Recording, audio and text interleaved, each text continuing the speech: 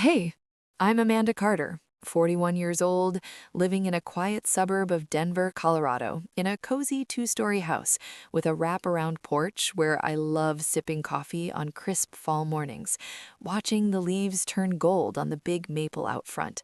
The backyard's perfect for summer barbecues. String lights, a fire pit, the kids running around with sparklers on the 4th of July. I'm a pediatric nurse at Children's Hospital, Colorado. 12-hour shifts that leave me exhausted but fulfilled, holding tiny hands through scary procedures or celebrating when a kid finally gets to go home. Married to Brian for 15 years. He's a software engineer at a tech firm downtown. The kind of guy who still opens car doors for me and remembers my favorite flowers are sunflowers. We met in college at CU Boulder. Him, the quiet computer science major, me, the nursing student, always organizing study groups. High school sweethearts turned college lovers, turned husband and wife. We have two amazing kids. Our daughter Lily, 13, already taller than me with her mom's curly brown hair and a killer spike on the volleyball court. She's got college scouts eyeing her already. And our son Noah, 10, all energy and imagination, building epic Lego cities that take over the living room and asking a million questions about everything from black holes to why dogs wag their tails. Life felt perfect, or close enough. My circle, my people, made it that way. Sarah, my college roommate, now a real estate agent flipping houses in the suburbs, married to Dave, twins the same age as Noah. We've been through everything: breakups, weddings, babies, grief when her mom passed. Megan from nursing school, single, dating apps warrior, the one who drags me to girls' nights with margaritas and zero judgment, always the life of the party. Jenna, met through Brian's work, graphic designer, married to Mark, Brian's colleague, no kids yet, but trying. She's the creative one, always planning themed parties, making custom cards for birthdays. We were unbreakable. The four of us, plus husbands and kids, did everything together. Double dates at new restaurants, weekend cabin trips to the mountains, hiking, hot tubs, wine by the fire. Playdates turning into adult hangouts once the kids crashed. Holiday traditions, Thanksgiving at my house, Christmas Eve at Sarah's. We shared secrets, my worries about Lily's teenage mood swings, Sarah's stress over the twins' school, Megan's disastrous Tinder stories, Jenna's fertility struggles. Brian fit right in, best friends with the husbands, golf outings with Dave and Mark, poker nights. They called us the Core Six, the adults anyway. I trusted them with everything: my life, my heart, my vulnerabilities. They were my tribe, my safety net, the people I trusted most. Until they weren't. It started small. A group text, our girls-only chat. I noticed gaps, messages I wasn't part of. Must have been a subthread, Sarah said when I asked. Then plans made without me. Thought you had shift, Megan texted when I asked about a wine night. I did, but usually they worked around. Brian, late nights, at work, more often. Big project deadline. Phone, face down. Password changed. Little things. I brushed off. We're adults, busy lives. Then the photo. Sarah's Instagram story. Private, but I saw it pop up. Dim bar lighting. Brian and Jenna. Close. His arm around her shoulders. Her head leaning on him. Laughing. Beers raised. Caption: best nights with the best people. Heart. Tagged Megan. Mark. Not me. My stomach dropped. Screenshot before it vanished. Zoomed. His wedding ring, visible. Hers too. But the way they looked, not friends. The perfect circle, cracked. From the inside. The people I trusted most, hiding something. The truth coming, slow, painful. The betrayal beginning.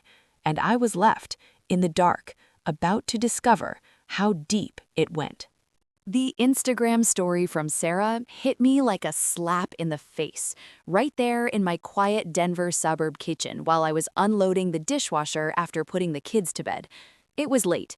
Brian already asleep upstairs, claiming another long day at the office, and I was scrolling mindlessly, liking photos of Ava's school project and Ben's latest Lego creation that Noah had sent. Then Sarah's private story popped up, the one just for us girls, usually full of funny memes, kid brag pics, or wine glass emojis after a rough day. This one was different. Dim bar lighting, some trendy spot in Lodo I recognized from date nights years ago. Brian and Jenna leaning close at a high-top table, his arms slung casually around her shoulders, her head tilted toward him, both laughing like they shared the best inside joke. Beers raised in a toast. Megan in the background, grinning, phone out like she'd taken the photo.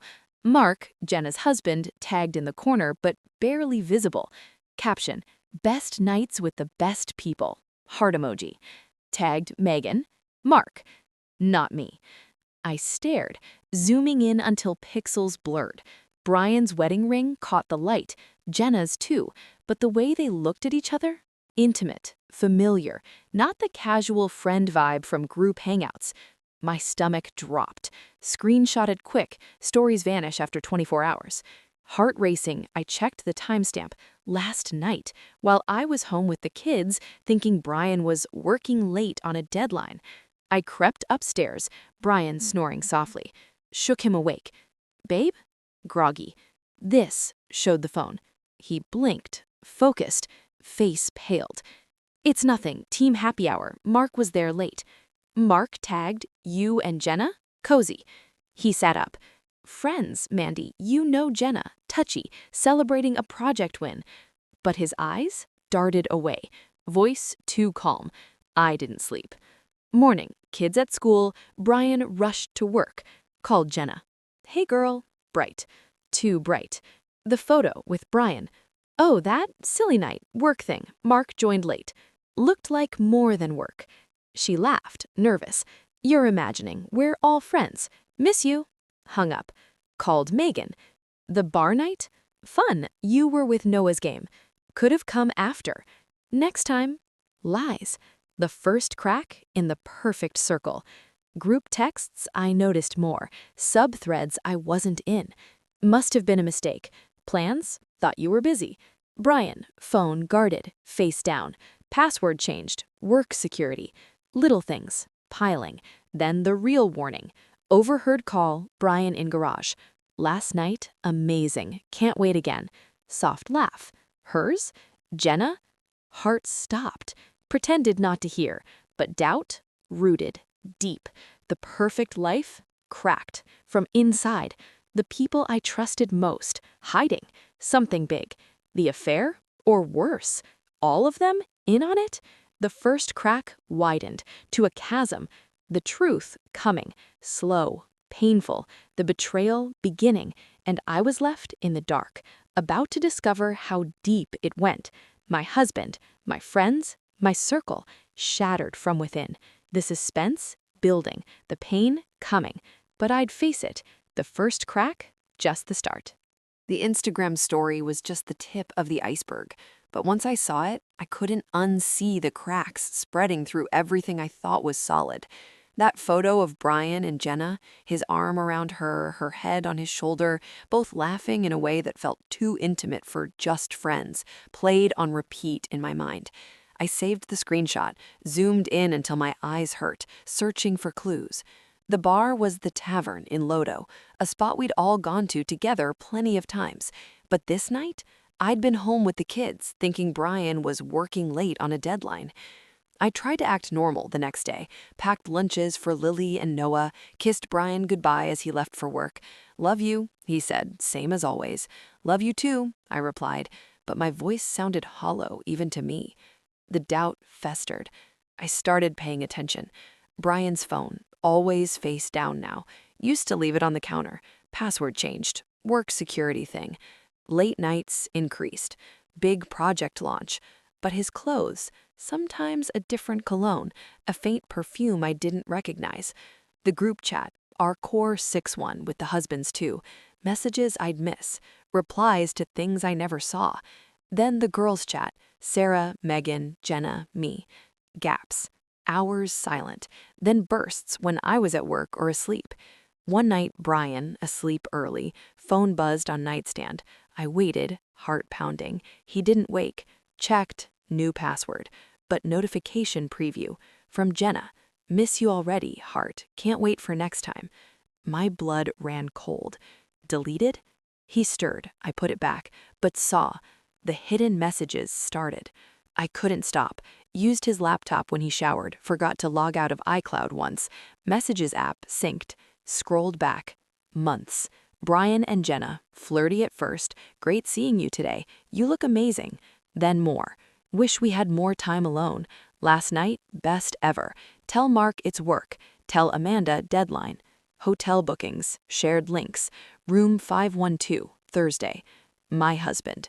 My best friend. Affair. Months. The others, new. Sarah, be careful, Amanda suspects nothing. Megan, you two are hot together but risky. Covering. Lying. To me. The hidden messages, proof. Heartbreak. Rage. Tears. Silent in the dark. Kids asleep. Brian breathing steady beside me. The man I loved for 15 years, betraying me with her, and them, my friends, helping, hiding. The perfect circle, poisoned, from inside. All of them, the people I trusted most, betrayed. For what? Lust? Excitement? The hidden messages destroyed me, but empowered. Proof. I saved. Screenshots. Cloud. Printed. The truth? Ugly, but mine. Now. The war? Silent, no more. Confrontation? Coming. Divorce? Maybe. But first, truth. Out. No more lies. The circle? Shattered by them. Healing? Meant letting go. All. The hidden messages. End for them. Beginning for me. The fight for truth, for me, for my kids, began. The suspense? Over. The pain? Real. But I'd survive. Stronger. The people I trusted most? Gone. But I remained. Whole. Eventually. The hidden messages on Brian's laptop became my obsession, a dark rabbit hole I fell into every time he was in the shower or asleep. I'd wait for the house to go quiet, kids in bed, whiskers curled up somewhere warm, then creep to his office, heart pounding like I was a thief in my own home. The synced iCloud messages were a goldmine of betrayal, scrolling back months, then a year. Flirty texts turning explicit. Can't stop thinking about your hands on me. That hotel. Best yet. Tell Amanda it's work. Plans for meetups when I was on shift or the kids had activities. Brian and Jenna. My husband. My best friend. An affair. Full blown. For over a year. The discovery didn't stop there. Hotel receipts charged to his card, business trips I'd packed for, kissed him goodbye, flowers delivered to our house from a client, really for her, or guilt? The others, Sarah and Megan, knew. Messages in a separate group chat. Be careful, Amanda almost found out last time. Hot though, worth risk. Covering. Lying. To my face. Girls' nights they'd cancel on me. You're tired from shift. Really, meeting Brian. Jenna. The discovery, devastating. But I kept digging. Quietly. Needed proof, undeniable. For divorce, for me. One night, Brian working late. I followed, from a distance. Car parked blocks away. The bar, Lodo again. Watched through window. Brian and Jenna. At table, hands intertwined. Kissing when no one looked. My world shattered. Phone, recorded video. Proof. Then left. Silent tears. Home, kids asleep. Brian came later. Deadline met. Kissed my forehead. I pretended sleep. The discovery, complete. But not over. The others, deeper. Sarah hosted meetings, her house, when I was working. Megan, alibis. Brian with us. Lies. All. The perfect circle? Rotten from inside. Greed? No. Lust. Boredom. Betrayal. My husband. My friends. All. The discovery? Heartbreak.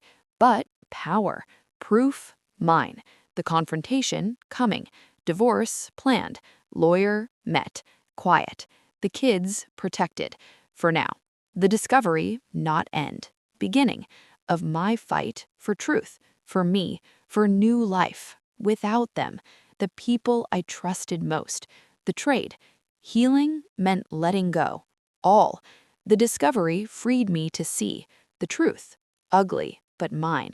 The war, silent no more. Open. I'd win. My life. Back. The perfect circle. Gone. New one. Mine. Alone, but true. The discovery. End. For them. Beginning. For me. Stronger. The hidden messages on Brian's laptop became my secret obsession, a dark spiral I couldn't escape even if I wanted to. Every time he stepped into the shower or fell asleep early, exhausted from work, I'd tiptoe to his office, heart hammering like I was committing a crime in my own home. The synced iCloud messages were a treasure trove of betrayal, scrolling back months, then a full year, watching innocent hey texts turn flirty, then explicit. Can't stop thinking about your hands on me. That hotel last week, best yet. Tell Amanda it's a deadline. Plans for secret meetups when I was on night shift or the kids had volleyball practice. Brian and Jenna. My husband of 15 years. My best friend since college. An affair. Full-blown. For over 14 months. The discovery didn't stop at texts. Hotel receipts charged to his personal card, the one I managed. Business trips I'd helped pack for. Ironed his shirts, kissed him goodbye, told him to have fun in Chicago. Really rendezvous with her. Flowers delivered to the house once, from a grateful client. But the card inside tucked away, thinking of you always, -J. Jenna. I found it in his gym bag. The others, Sarah and Megan, knew everything. A separate group chat, the core without me. Messages. Be careful tonight, Amanda's off early. You two are playing with fire, hot though. Cover for Brian, say poker night. They weren't just aware, they enabled, provided alibis, laughed about it. My best friends, covering for my husband's affair with another best friend. The discovery? Devastating. But I kept digging, needed irrefutable proof, for divorce, for custody, for my sanity. One night, Brian, asleep after a long day, his phone on the nightstand, buzzed. I waited, breath held. He didn't stir. Unlocked Face ID while he slept, risky but done. Messages, open with Jenna. Recent, miss your touch. Next week, cabin. The cabin, our family cabin in the mountains. Tradition, annual trip with the group. This year, guys' trip for Brian, work stress. Lies. I scrolled. Photos. Them. Intimate. Hotel mirrors. My stomach lurched. Saved everything. Cloud backup.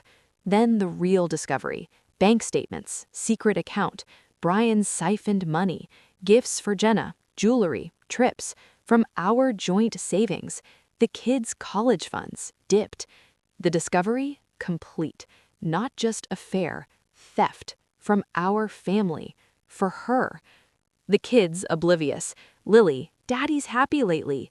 Noah, Aunt Jenna coming for game night? No, never again. I planned.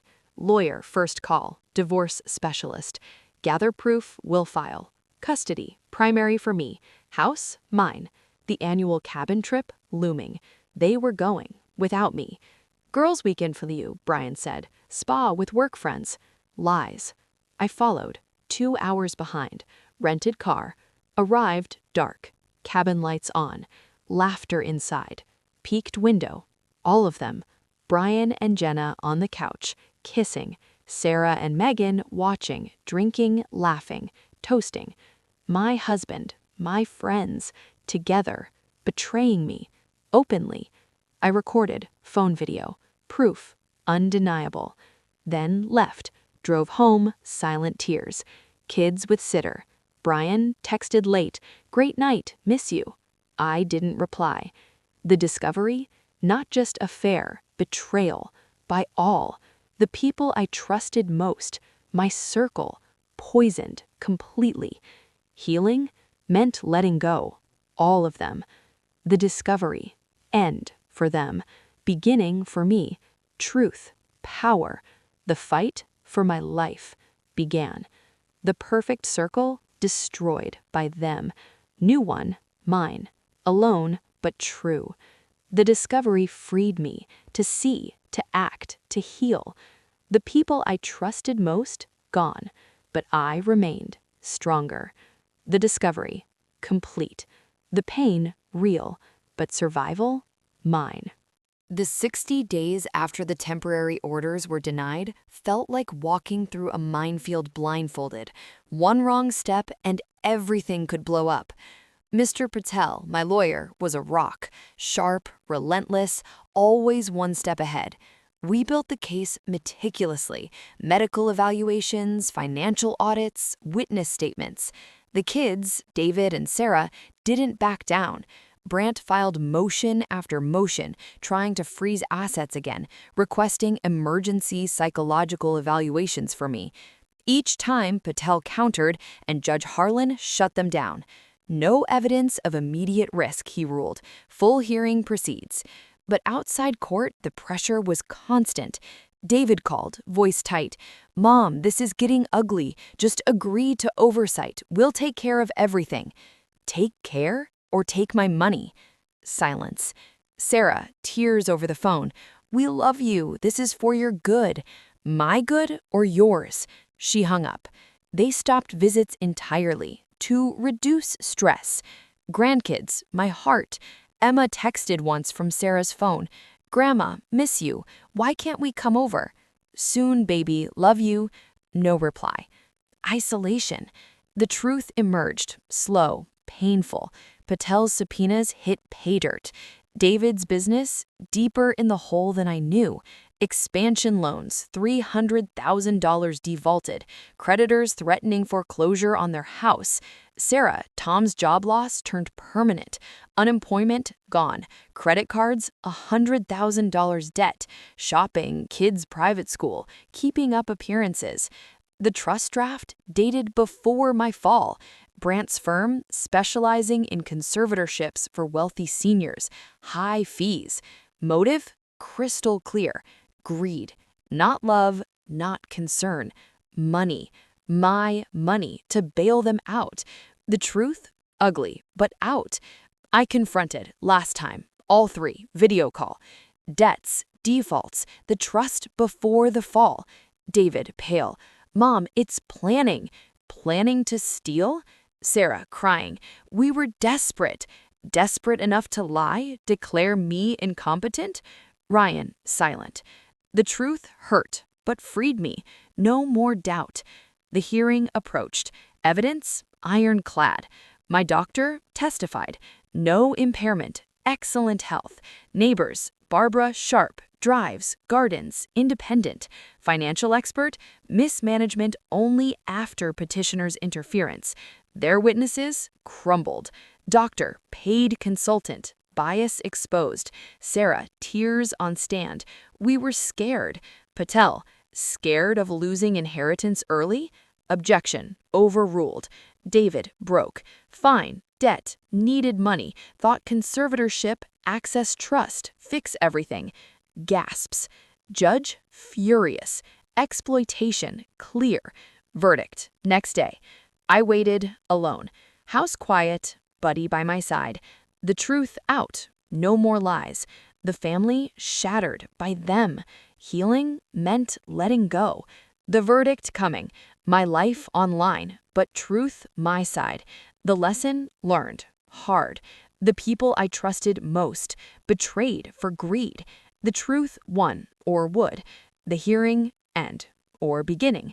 Of freedom, my voice heard. Finally, the truth set me free, or would. The suspense, over. Soon. The discovery of the affair and the full extent of the betrayal by my entire circle sat in my chest like a stone for weeks after I followed them to the cabin. I didn't confront right away. Couldn't. The video on my phone, Brian and Jenna kissing on the couch, Sarah and Megan laughing and toasting like it was some romantic comedy, was proof. but watching it made me sick. I saved it to a hidden cloud folder, backed up twice, then deleted from my phone. Needed time. Needed a plan. The kids, my anchor. Lily's volleyball tournaments, Noah's Lego competitions. I smiled, cheered, baked cookies. "Mommy's fine," I said when Lily asked why I seemed sad. "Just tired from work." Brian acted normal. Kisses good morning, love you at night. I played along. But inside, rage, heartbreak, planning. Lawyer first, divorce specialist recommended by a coworker. Met in her downtown Denver office, sleek, no nonsense. "Colorado, no fault," she said, "but infidelity impacts asset division if proven. Custody, primary for you likely with evidence of stability." Showed her everything. Texts, photos, video, bank transfers. Her eyes hardened. Strong case. Exploitation too. Friends enabling. "We file soon." Custody, 50-50 possible, but I'd fight for primary. House, mine, if I proved stability. The confrontation, planned. Invited them all. Dinner at our house.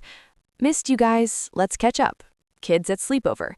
They came, smiling, guilty eyes I saw now. Brian kissed my cheek. "Smells amazing, babe." Jenna, a hug. "You look great." Sarah and Megan, wine bottles. Girls' night vibes. Mark and Dave, beers. Dinner, my lasagna. Favorite. Kids gone. Sitter. Small talk, work, kids, weather. Then dessert. Tiramisu. I stood.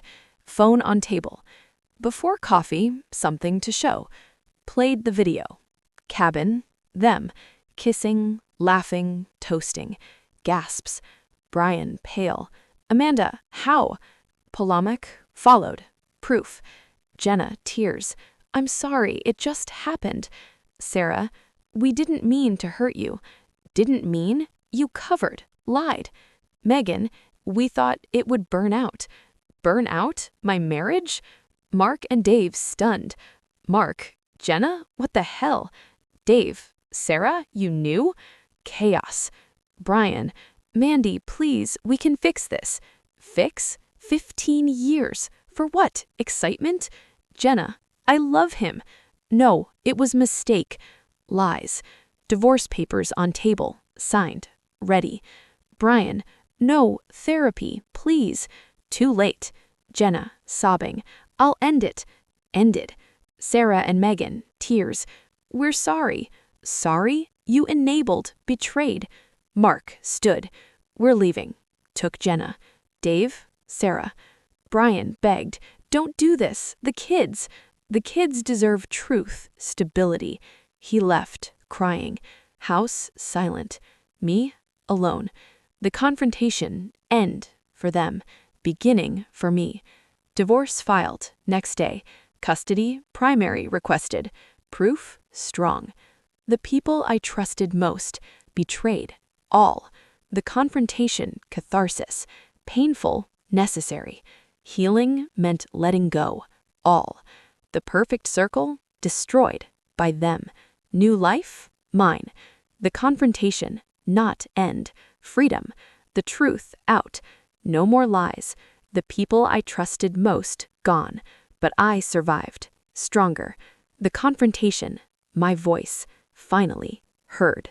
The verdict in that Portland courtroom wasn't just a legal victory. It was the moment the weight I'd carried for months finally lifted, leaving me standing in the hallway outside with Mr. Patel, tears streaming down my face as reporters shouted questions I ignored. Petition denied. Exploitation clear. Damages awarded. Judge Harlan's words echoed, a lifeline pulling me from the drowning feeling that had consumed me since the petition arrived. My accounts unfrozen that afternoon, car keys returned without the tracker, house secure. No forced sale, no move to assisted living. David and Sarah ordered to pay my legal fees, return improperly transferred funds, even cover therapy costs. Consequences, real ones. But freedom tasted bittersweet. The kids, silence. No calls, no texts, grandkids' photos stopped. Emma's school play, the twins' soccer trophies, Family group chat muted on their end. It hurt deeper than the courtroom betrayal. I expected anger, accusations of ungrateful or paranoid. Instead, nothing, like I'd ceased to exist. The apology came slow, unexpected. First, letter from Sarah, mailed, handwritten on her stationery with the little flowers. Mom, I'm so sorry. We were wrong, desperate, scared. Tom's job gone longer than we admitted. Debt crushed us. Kids' school, house, almost lost. David's business failed. Loans defaulted. We saw your savings as salvation. Convinced ourselves it was help. It was theft. I hate what we became. I'm in therapy, learning. The kids miss you. If you ever want to talk, love, Sarah. Tears reading it at the kitchen table, coffee cold. David, email next. Formal. Mother, the judge was right. Exploitation. My business, gone. Loans ruined me. Karen left, took the house. I was ashamed, greedy, blamed you for not helping more. Wrong. Therapy, weekly. Sorry doesn't fix it, but I am. David. Ryan called, voice small. Mom, rehab worked. Clean year now. Job steady. Warehouse manager. Good. I'm sorry. Gambling took everything. Thought your money, easy fix. It wasn't. I know. Paying back every month. Silence. Grandkids returned slowly. Emma first. Ice cream date I arranged through neutral friend. Hugged me tight in the shop. Grandma, Mommy said you're better. I am, sweetie. We talked. Hours. Ice cream melted. Twins next. Park. Soccer balls. Laughter. Grandma kick. Joy. Healing, messy. Family therapy, group. Dr. Kim, patient. Admissions. David, greed blinded me. Fear of failure. Sarah, followed. Weak. Justified lies. Me, I enabled too, long before. Clinging after Richard. Tears. Hugs. Boundaries, strict.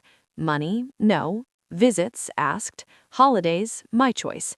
They paid full damages. David sold car, assets, Sarah extra jobs, Ryan installments, consequences. Real. Now, 70. House mine. Garden blooming, roses, ribbons again. Travel, Italy finally.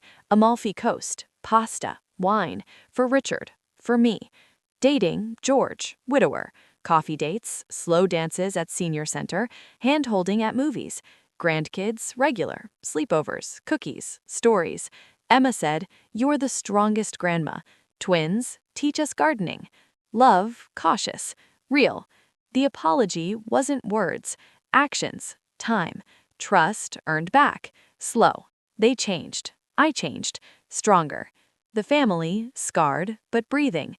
Love, freer. No chains. The apology saved us. Not perfect, but possible. From ashes, a new family. Real. The perfect one, never. But this, worth the pain, the fight, the truth. I'm Barbara Klein, 70, free, alive, loving my children, my way. The apology, not end, beginning, of something true, something mine, finally. The verdict in that Portland courtroom wasn't just a legal victory. It was the moment I reclaimed my life, a hard reset after months of feeling like I was drowning in my own home. Judge Harlan's words, petition denied, exploitation clear, damages awarded, rang in my ears for weeks, a reminder that truth had prevailed. I walked out free, accounts fully mine again, no more joint restrictions or secret transfers. The house, my beloved bungalow with the rose garden and maple tree, stayed mine. No forced sale or move to some sterile assisted living facility. David and Sarah ordered to pay every penny of my legal fees, therapy costs, even the security upgrades I'd installed during the nightmare. Consequences, real ones. But freedom came with emptiness. The kids, silence for months. No calls, no texts, grandkids' photos stopped coming, Emma's school play costumes, the twins' soccer trophies, the family group chat, removed or muted, I wasn't sure. It hurt deeper than the betrayal itself. I expected rage, accusations of ungrateful or cruel. Instead, nothing. like I'd vanished. The new normal started practical. Changed banks, new branch across town, accounts only in my name, alerts for every transaction, upgraded security again, cameras, motion sensors, even a doorbell cam. No more helpful visits turning into searches. Volunteered more, senior center, teaching computer classes and budgeting workshops. Ironically, don't let family help become control, I'd say. They nodded, knowing my story by then. Word spreads in small communities. Friends rallied, Marlene first, my rock. Coffee dates turned support sessions. You're a fighter, Barb. Book club ladies brought casseroles, listened to my story without judgment. Good riddance to bad rubbish. Therapy, weekly with Dr. Vasquez, then bi-weekly, unpacked the grief. Richard's sudden loss, clinging to the kids as lifelines, enabling their dependence until it turned toxic. You parented from fear, she said. Fear of being alone, fear of them failing. But love means letting go. I learned boundaries, real ones, practiced saying no to everyone. Traveled, first solo trip since the verdict, Arizona. Grand Canyon at sunrise, wind whipping my hair, feeling small but unbreakable. Texted photos to Marlene only. For me, I wrote. Dating? No rush.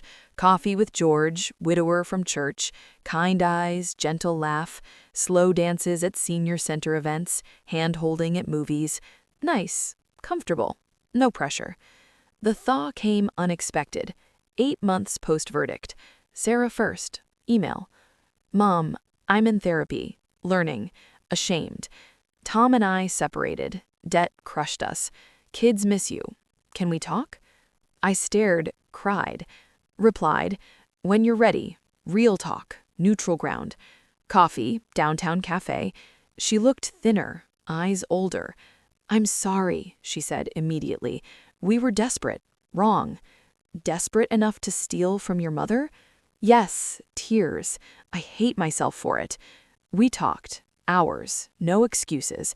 David next called, voice broken. Mom, business gone, divorced, apartment life. I'm sorry. For you or me? Both. Met, park bench. I was greedy, scared, thought your money fixed everything. It didn't. Therapy too, learning. Ryan, last, rehab graduate. Clean year now. Job, warehouse, steady. Good. Grandkids, slow return. Emma first, ice cream date, hugged me tight. Grandma, Mommy said you're better. I am, sweetie. Twins, park, soccer, laughter. Healing, messy. Family therapy, group. Dr. Kim, patient. Admissions. David, greed blinded me. Sarah, I justified lies. Me, I enabled too. Long before. Tears, hugs, boundaries, strict. Money? No. Visits? Asked. Holidays? My choice. They paid damages. Full. David sold assets, Sarah extra jobs, Ryan installments. Consequences? Real. Now, 70. House mine. Garden blooming. Roses, ribbons again. Travel? Italy last year. Amalfi. Pasta, wine. For Richard. For me, dating, George, steady, talks of trips, grandkids, regular, sleepovers, cookies, stories. Emma, you're the strongest grandma. Twins, teach us gardening.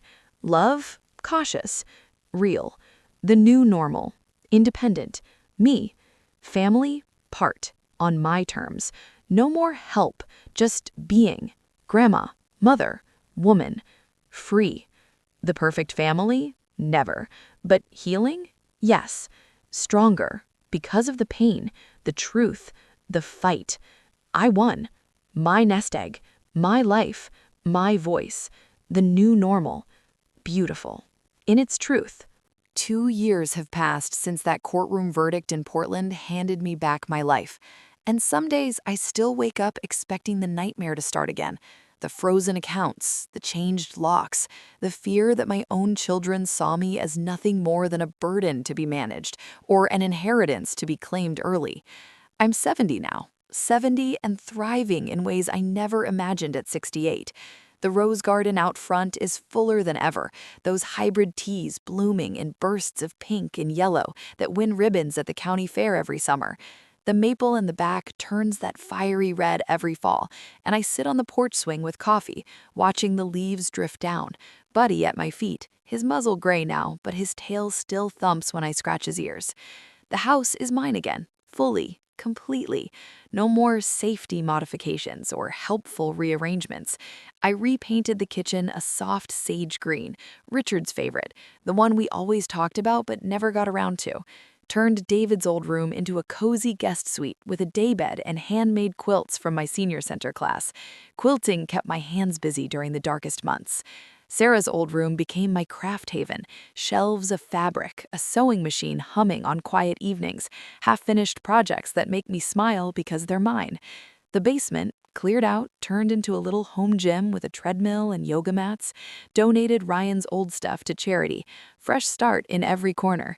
The kids, David and Sarah, they're part of my life again, but different, better in hard-won ways.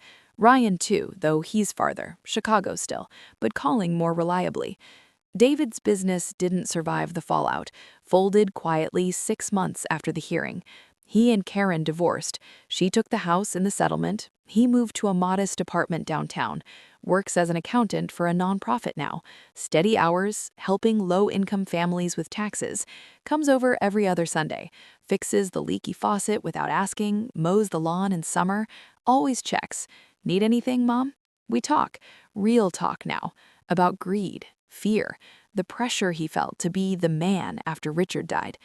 I was drowning, he admitted one afternoon over coffee on the porch, watching the grandkids chase bubbles in the yard. Thought taking control was the answer for all of us. It almost destroyed us, I said. I know. Therapy's helping. I'm sorry, every single day. Sarah, teaching still, divorced from Tom. He couldn't handle the stress, the debt fallout. She's got primary custody of the kids, visits weekly, helps with the garden, brings the grandkids for planting days. We weed together, hands in the soil, talking about everything and nothing. I was weak, she said once, brushing dirt from her knees. Followed David, scared of failing my family, justified the lies. You almost lost me. I know. We're better now. Ryan, clean from gambling for 18 months, rehab stuck, warehouse manager job, honest, steady, calls weekly, visits when he can afford the drive. Mom, I'm ashamed, he said last time, voice thick. Took from you to feed the addiction.